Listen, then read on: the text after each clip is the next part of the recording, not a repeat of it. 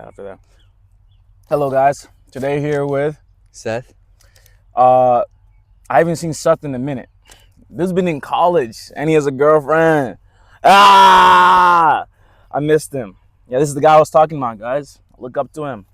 I mean, he's not perfect, but he holds me accountable a lot. Yes, sir. Mm-hmm. Today's subject we're going to be talking about is Jesus being kind, not nice.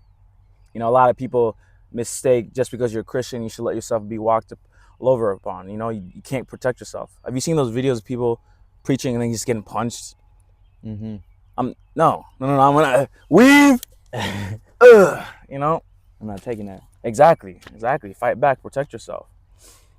And I'm gonna tell you this right now: Jesus did not just let people do whatever they want. Okay, did not just let them walk all over him, say whatever they want to him. He always had a good comeback, especially to the Pharisees. The Pharisees had it coming. Like half of the time, Jesus was like, let me tell you something. Let me tell you something right now. I'm going to read this verse from Matthew. Oh, wait. Let's get into it.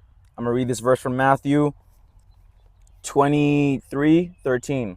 Woe to you, you teachers of the law and Pharisees. You shut the door of the kingdom of heaven in people's faces.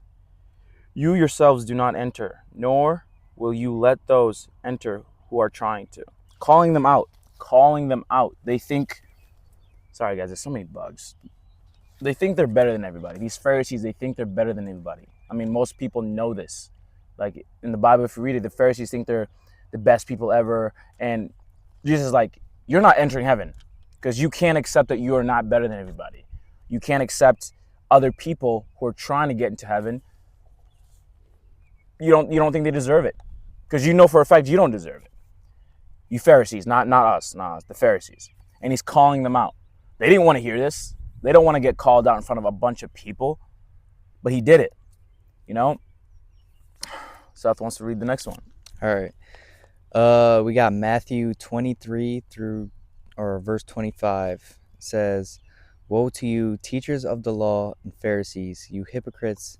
You clean the outside of the cup and dish, but the inside are full of greed and self-abundance. Blind Pharisee, first clean the inside of the cup and dish, and then clean the outside."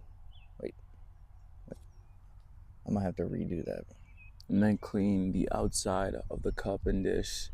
Then the outside will also outside will also be clean. Yeah. Blind Pharisee, first clean. Should I just restart? Read. You can if you want. Yeah. Okay. Woe to you, teachers of the law and Pharisees, you hypocrites! You clean the outside of the cup and the dish, but inside they are full of greed and self-indulgence. Blind Pharisee, first clean the inside of the cup and dish, and then the outside will also be clean.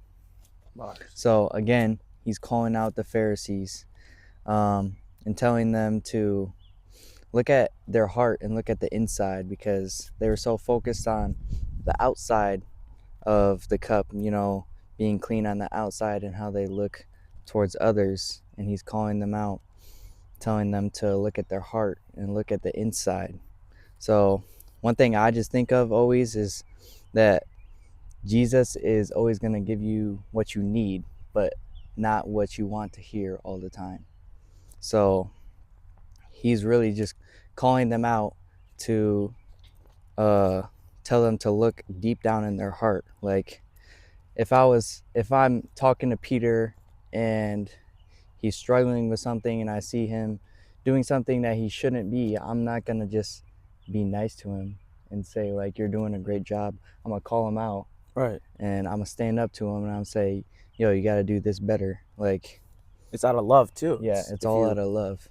And about that, I think showing love is wanting the best for somebody. So I'm not just going to let you sit and ruin yourself, but I'm really going to call you out and try to push you towards the best version of yourself. Exactly. And it's out of love. It's not out of anger, right? People are like, you can't judge me. Only God can. Matter of fact, guys, that's worse. If God judges you, you're done. You're done. If I judge you and I do it out of love, not out of spite, It's like, yo, I just want you to be better. Just like if your friend is, I hate to say it, fat, fat, you tell them they're fat, like, yo, dude, let's go to the gym together. Encourage them, help them out. You don't just tell them, no, you're fine, because that's killing them faster. They're literally dying because they're fat. They're gonna die faster and sooner because they're fat. And if you want the best for somebody, you call them out, you help them out, you help them grow. But the world right now is just like, no, it's okay to be this, only God can judge you. No, we're called to help each other. We're literally, in the Bible, it's called to help each other, and people don't like that. And it's, what do you mean you don't want to get better and become a better person? It's not me. Yeah. Well, which one were you reading? You reading the I top read one? this one. Okay, yeah. Okay. And then another thing about Jesus being kind. Jesus is not going to let people just do whatever they want. Sometimes he holds wrath back from a lot of people, right? But it doesn't mean, that he can't have anger. Let me hit you with this. This is Mark 11:15-17. Jesus entered the temple courts and began driving out those who were buying and selling. Right. First of all, why are they selling in the temple? This is Jesus' house, God's house. My bad. Let me get back to the thing. Right there, he overturned the tables of the money changers and the benches of those selling doves, and would not allow anyone to carry I don't know what I wrote. Is that merchandise through the temple courts?